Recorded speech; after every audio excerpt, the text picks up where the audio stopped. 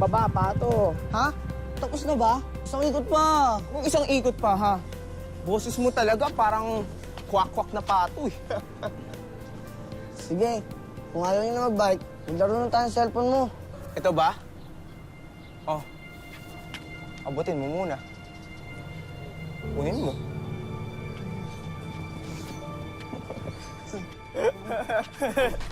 Abutin mo! Abutin mo! Oh, yun na, ano? Alingin niyo! Tropa daw! Tropa daw! Tropa naman tayo, bro. Tropa mo mukha mo! Tropa! Ayan, tropa mo mukha mo! Grabe ka naman sa akin. Abutin mo! Uy! Uy! Ah! Adrian, okay ka lang ba? Kung gusto mo, tawagin na namin ang nanay mo. Wag! Hindi. Hindi, kaya ko pa. Sigurado ka? Oo, okay lang ako. Ang kulit mo kasi. Yan tuloy. Pigit tayo nito, kuya. Hindi natin kasalanan yan, ha?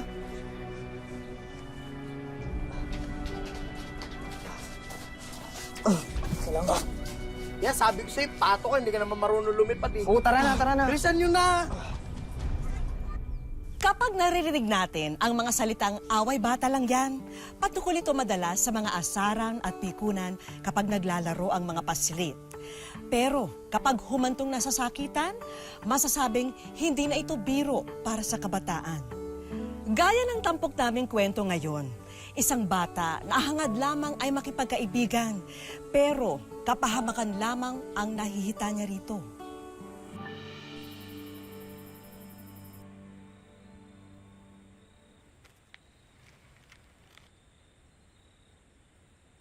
Hoy, Adrian.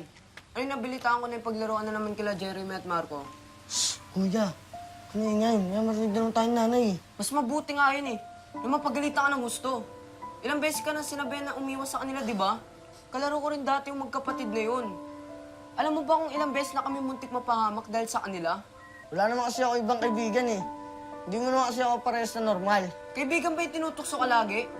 Pinaperong ka nga ng mga gadgets nila. Kung ano-ano naman pinapagawa sa'yo.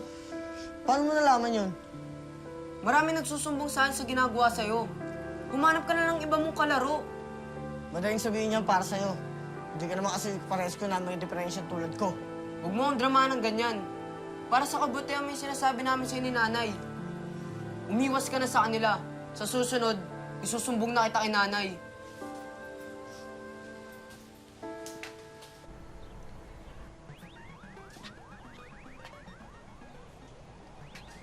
Yan, laro pa more! Grabe na kayo tropa, pero mo. Bukas na! Bukas. Ito na ako. Minsan lang makagamit eh. Tropa naman eh. Minsan lang makairam eh. Minsan, kanina ka pa eh. Ito, ito mo ako. Oo, Peram. Gusto mo talaga, ha? Sige, sige. Papairom ko to sa'yo, pero pag-iigib mo ako ng tubig ko pampaligo. Lantimba. Luntimba! Gusto ang mukha mo, ha? Kaya mo? Lit-lit mo, kaya mo? Ilang timba? Sus, kaya ko. Sure ka? Sure. O, dali, bisa mo. Igib ka, 20 timba.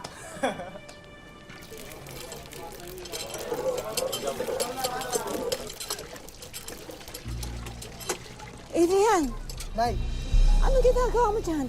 Bakit ka nag-iigib? ama na lang po. Ay, nako. Inutusan ka na naman nung sina Marco at Jeremy, ano? Nagpapauto ka na naman sa kanila. Umamin ka sa akin. Ay, nako, sabi ko na nga ba? Umuwi ka na sa bayan, iwanan mo na yan. Mag-usap tayo pagkatapos ko mamalengke. Uwi! Sige po, Nay. Uwi na!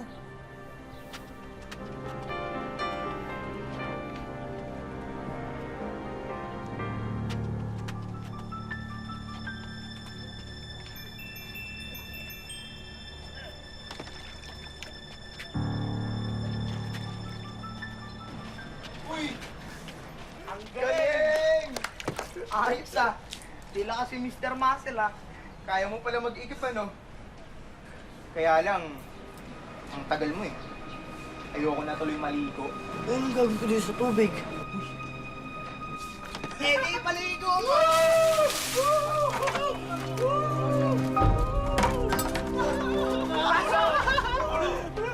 Ano?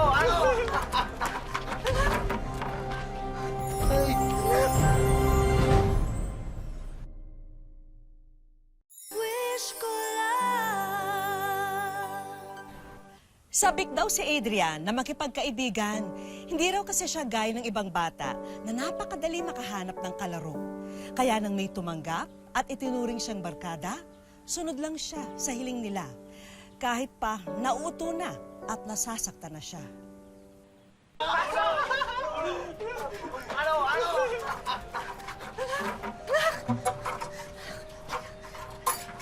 Mga walang hiya talaga kayo, magkapatid kayo! Lagi nyo na pinagdidiskita ng anak ko! Nay, hindi mo po naglaro naman po kami. Anong naglalaro? Hindi kayo naglalaro! Pinaglalaro ka nitong dalawang ito! Kayong dalawa ha? Kayo magkapatid kayo ha? Layuan niyo ang anak ko dahil kung hindi! Hoy! Pagsabihan mo yung mga anak mo ha? Sinasaktan nila ang anak ko! Mga bata yan! Hindi ka dapat nakikialam sa away ng mga bata! Hindi na mga batang anak mo, mga teenager na yan! Kaya pagsabihan mo! Isa ka pang kusudidera ka ha? Pwede ba umalis ka na lang? Nag-iiskado na ka dito eh! Gusto mo? Pabalagay kita? Eh, ikaw kaya pabarangay ko? Yung mga anak mo ha? Teka! Kaya hindi nagtikido yung mga anak mo kasi ikaw, konsididor kang ina! Walang iya ka! Ginagawa ko lang tama ang dapat! Tutulong mo ng anak ko!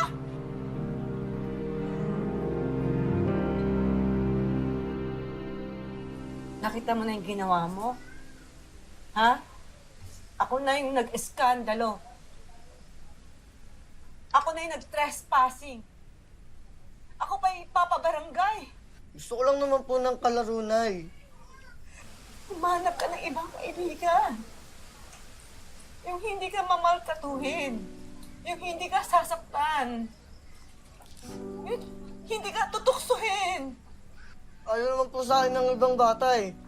Siya lang naman po ang kaibigan ko. Wala na kasing gusto makipagkaibigan sa kanila eh. Kasi lahat ng bata dito, inaaway nila.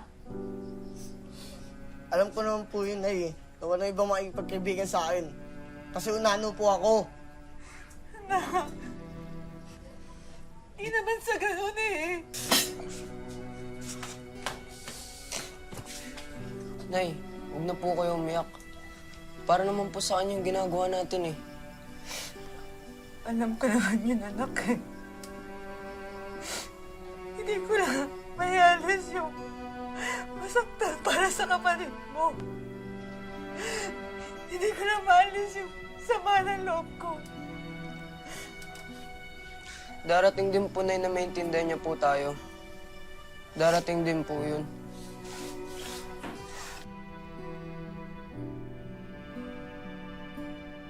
Bato, pick! Justin! Bato, pick! Bato, pick! Bato, pick! Siya! Bato, pick! Siya! Oh, si Adrian na natira. Sa inyo na yan. Adrian, hoy, saan ka pupunta? Ato, liga nga rito. Uy. Laro nga tayo ng bola. Ha? Isa naman di kasali ng mga yon. Kaya na pa ako rin eh. Wala akong kwenta yung laro na yun. Bato-bato, api. Papala mo doon. Teka na nga. Wakakanta ka doon.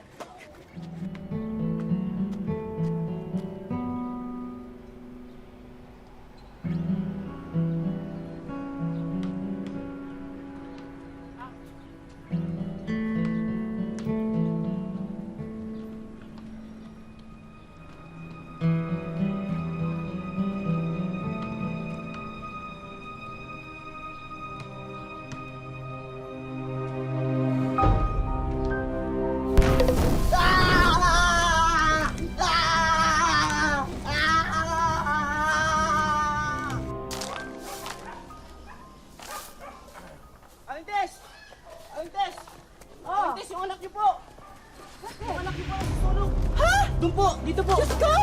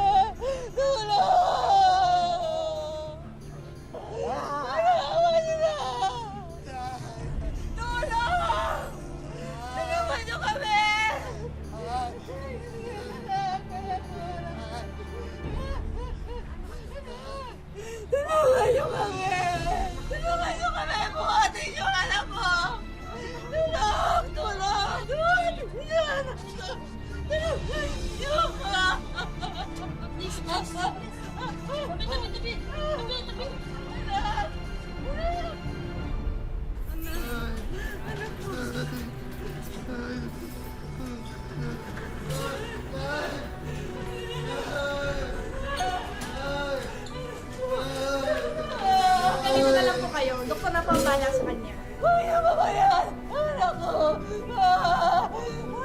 Nay, dito lang.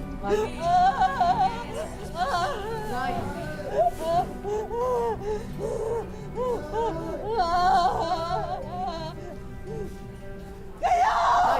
Kaya bumali na sa anak ko! Pinulong siya anak ko! Kasalanan nito, magbabayad niya! Wala kayong awa! Wala kayong awa! Tingnan niyo, anak ko! Tingnan niyo!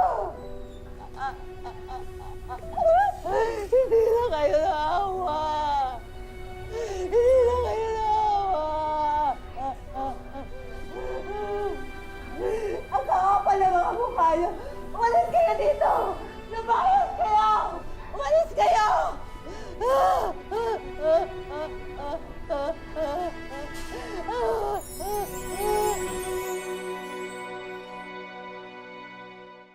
Wish ko lang.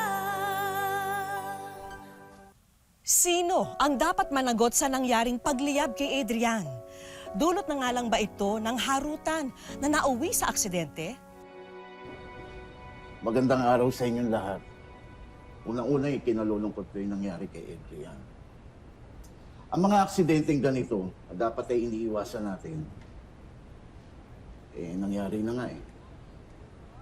Ang dapat na lang nating malaman ay kung sino ang dapat managot. At kung may dapat bang managot. Adrian, maaari mo bang ikwento sa amin ang buong pangyayari? Naglalaro po kami ni Jeremy. Nakikinood po ako ng TV sa kanila. Tapos hinila po ako palabas ni Jeremy.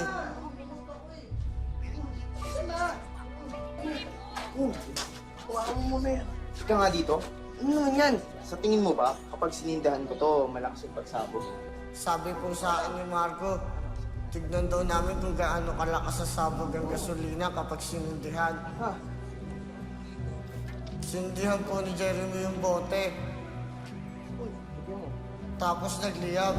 Tapos po, ipinukul sa akin ni Marco yung bote.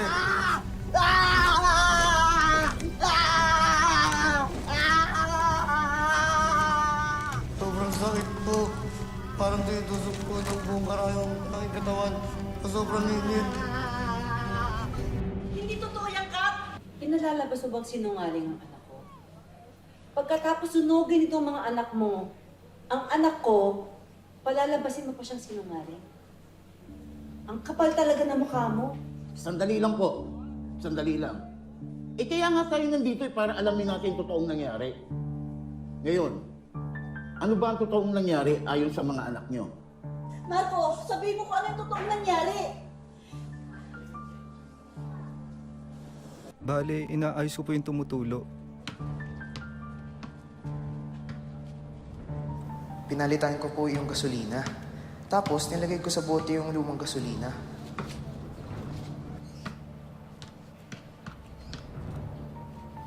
William!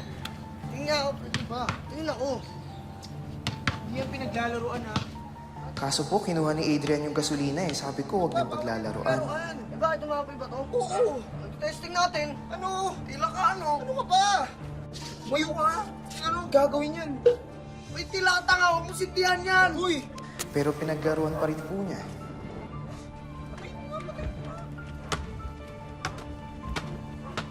Paano mamamatay ito? Ang pangan mo!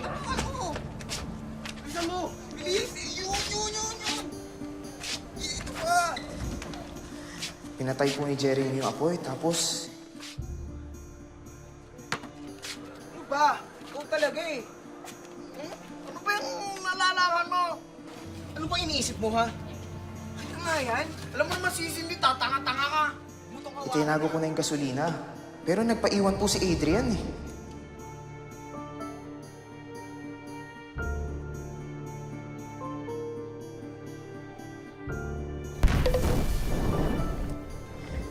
May sumabog po, kaya lumabas uli kami.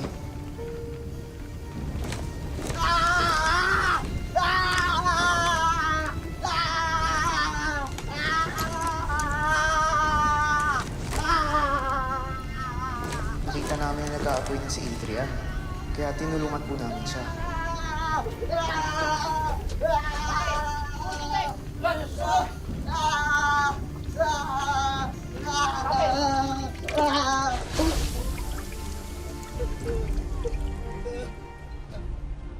Nagsampa na ng reklamo si Aling Tess hinggil sa sinapit ng anak na si Adrian. Hindi pa rin malinaw kung sino ang may sala dahil may magkaibang bersyon ng kwento ang dalawang panig. Nasa prosecutor's office pa rin ang kaso sa ngayon.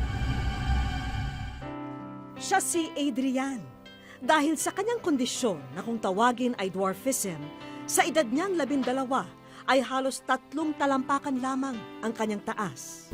Lagi po ako nila nilaloko at saka po binubuli. Paalakad ko daw po parang pato po. Parang paalakad ko lang daw po rin. Lagi daw po matulis yung pet ko. Nung ipinanganak ko po siya, maliit lang po talaga siya. Nung 1.5 lang po ang laki niya.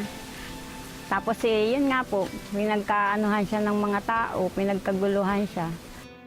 Laking gulat daw ni Aling Tess nung kanyang iluwal ang kanyang ika-4 na anak. Higit kasing maliit si Adrian kaysa sa mga bagong silang na sanggol. Sabi po ng lola ko, maliit, nano lang daw po yung anak ko. Umiyak po ako.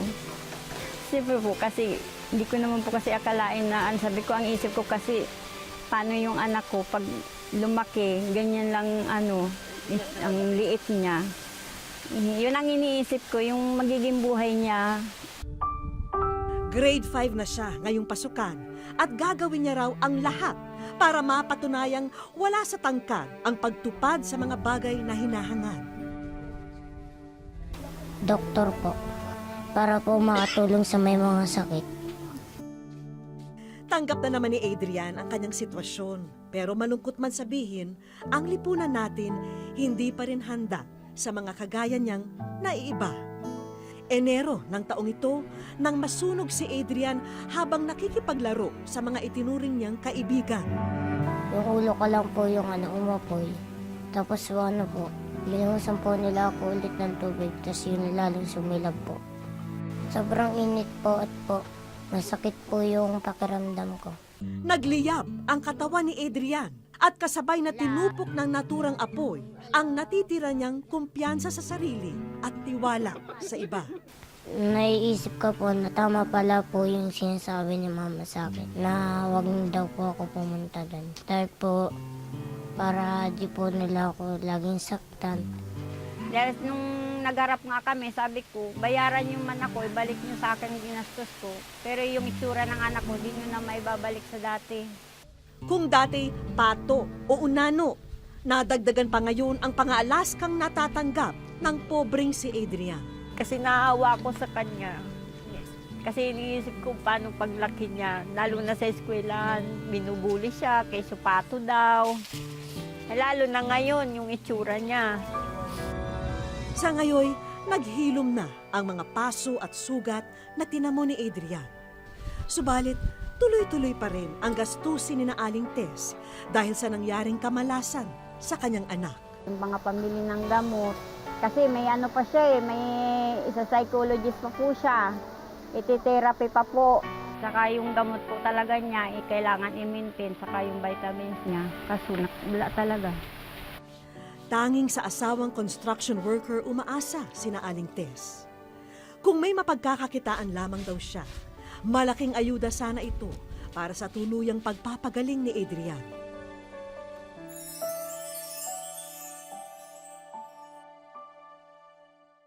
Wish ko lang. Ngayong araw, may appointment kami sa kaibigan naming doktor sa ospital na ito.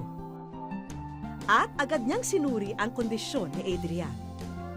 Nagkaroon siya ng burn. Tapos yung burn na yon, nagkaroon siya ng hypertrophic scarring at saka keloid. medyo yung sinabi niya kanina, hindi siya makagalaw, pati yung pagsasalita niya, although medyo madaldal na siya, hirap pa rin. Maswerte pa rin daw si Adrian dahil hindi naapektuhan ang kanyang mga mata at tenga. Sa ngayon, kailangang sumailalim si Adrian sa iba pang procedure para kahit papano'y maisaayos ang nasunog niyang mukha. Pero may magandang balita pa si Doc. Sa abot po na makakaya ko rin, titingnan ko rin po yung mabibigay natin ng husay. Ano po? Kausap po namin yung doktor na tutulungan daw po si Adrian na maipagamot. At laking pasalamat ko po. At tuwan-tuwa po kami at matutulungan yung anak ko. Masaya po ako. Kasi po tutulungan po ako ng doktor. Ang isa sa pwedeng magawa ng medical center natin, i-offer yung advanced machines namin para lumambot at saka para mag-flat din yung lesions niya. Kasi ganyan na nga kasi siya eh. Sinira pa nila yung ano ko. Salamat po, Doc, na tinulungan mo po ako. Okay. Ayan! Hinihintay na lang po natin sina Adrian at ang kanyang nanay Tess.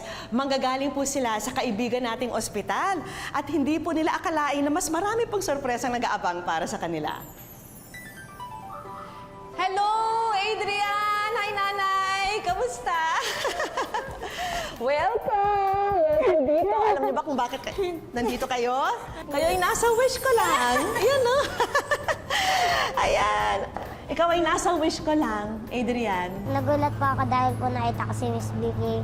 Nagulat rin po ako kasi po may ligaro po sa akin. O, di ba, Adrian? Isa na namang sorpresa. Kamusta? Anong feeling nyo? Saya-saya po. Kasi isa po kasi kayo sa idol. Ako naman, thank you. Maraming salamat po sa doktor na tutulong. Salamat. Maraming salamat. Tapos buhay ko po itong hindi ko makakalimutan. May konting ayuda rin po mula naman sa aming programa. Assistance po ito. Sige, buksan nyo. Pandagdag tulong po para sa ikabubuti po ng kalagayan ni Adrian. Maraming salamat. Kasi alam mo lang ako. Maraming salamat po sa DMA na tinulungan mo po kami. At alam mo ba, yung lahat ng nakikita mo dyan, para sa'yo yan. Try mo. Kaagad sinubukan ni Adrian ang basketball. Excited din si Adrian na subukan ang kiddie scooter.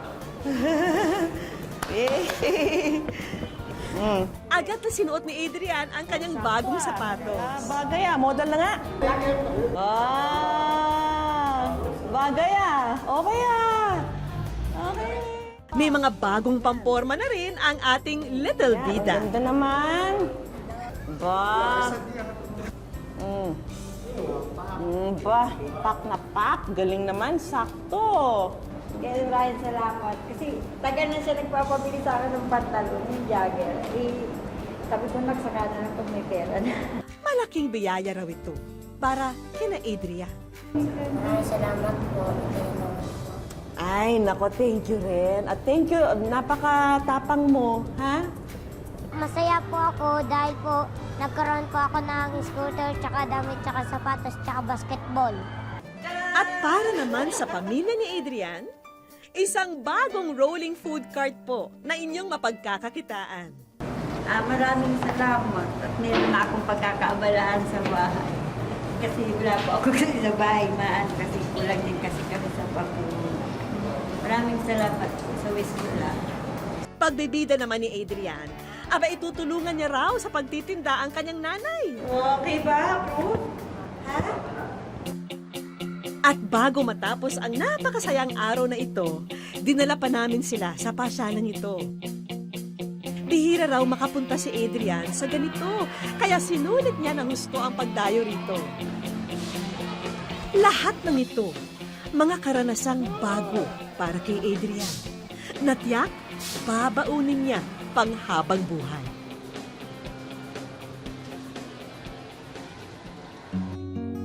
Isang espesyal na araw ito para sa aming espesyal na kaibigan. Natutuwa kaming makakilala ng tulad ni Adrian na sa kabila ng kakulangan at kahirapan ay nananatiling kumakapit sa pangako ng pag-asa. Naway maging gabay at halimbawa lagi tayo sa mga kabataan. Ituro sa kanila ang wastong pakikisalamuha, kung paano maging totoong kaibigan. At isa na rito ay maging hangarin ang ikabubuti ng ating kapwa. Maraming salamat po sa inyong pagsubaybay. Ako po si Vicky Morales at ito po ang Wish Ko Lang. Naghihintay sa'yo